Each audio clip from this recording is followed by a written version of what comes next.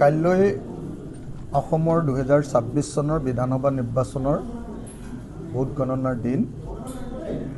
আৰু ভোট গণনাৰ কাৰণে মই অসমত প্ৰতিদ্বন্দ্বিতা কৰা সকলো দলৰ সকলো প্ৰতিদ্বন্দ্বীলৈ সকলো প্ৰাৰ্থীলৈকে ৰাইজৰ দলৰ সভাপতি হিচাপে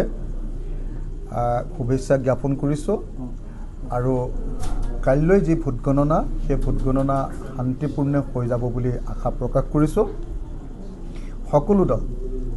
সেয়া ৰাইজৰ দলেই হওক, জাতীয় পৰিষদেই হওক, অসম গণ পৰিষদেই হওক,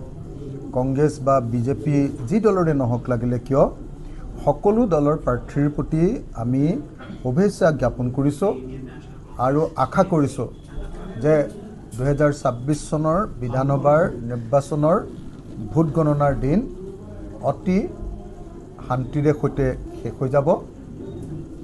আৰু এই ভোট গণনাৰ দিনটো এটা শান্তিপূৰ্ণ দিনৰূপে আমাৰ ইতিহাসত থাকি যাব।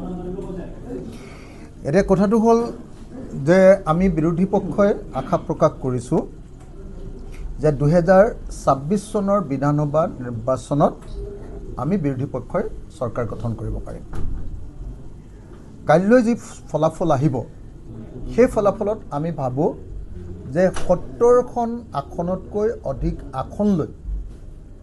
আমি বিৰোধী ঐক্যমঞ্চই চৰকাৰ গঠন কৰিবলৈ সক্ষম হ'ম। এইটো হ'ল আমাৰ প্ৰত্যাশা আৰু এই প্ৰত্যাশাৰ মূল কাৰণটোৱে হ'ল যে এইবাৰ জনগণে সম্পূৰ্ণৰূপে পৰিৱৰ্তনৰ কাৰণে ভোট দিয়া আমি দেখিবলৈ পাইছোঁ। যোৱা সময়খিনিত হোৱা ব্যাপক মূল্যবৃদ্ধি, যোৱা সময়খিনিত হোৱা ব্যৱসায়িক মানুহবিলাকৰ প্ৰত্যেকজন ব্যৱসায়ীৰ ওপৰত পৰা সাংঘাতিক ধৰণৰ নেতিবাচক প্ৰভাৱ, যোৱা 10 বছৰ ধৰি অসমৰ জনগণৰ ওপৰত চৰকাৰখনে কৰা অগণতান্ত্ৰিক হস্তক্ষেপ, গণতন্ত্ৰ হত্যা কৰাৰ ঘটনা, কেৱল আৰু কেৱল হিন্দু মুছলমান কৰি সাম্প্ৰদায়িক ৰাজনীতি কৰাৰ ঘটনাই সমগ্ৰ অসমবাসী ৰাইজক আমুৱাইছিল আৰু তাৰ প্ৰেক্ষাপটতে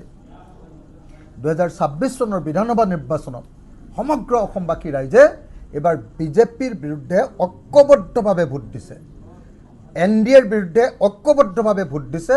আৰু সেইকাৰণে আমি নিশ্চিত, ৰাইজৰ দল নিশ্চিত যে 2026 চনৰ বিধানসভা নিৰ্বাচনৰ কালিলৈ ভোট গণনাৰ পাছত কাইলৈ 1 বজাৰ ভিতৰত আমি নিশ্চিত হৈ যাম যে বিৰোধী দলবিলাকৰ চৰকাৰ হ'ব। আমি আশা কৰোঁ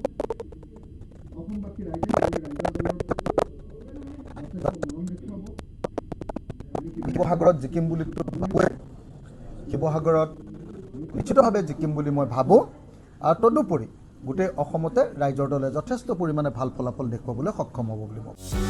যিকোনো খবৰৰ বাবে যোগাযোগ কৰক আমাৰ এই নম্বৰত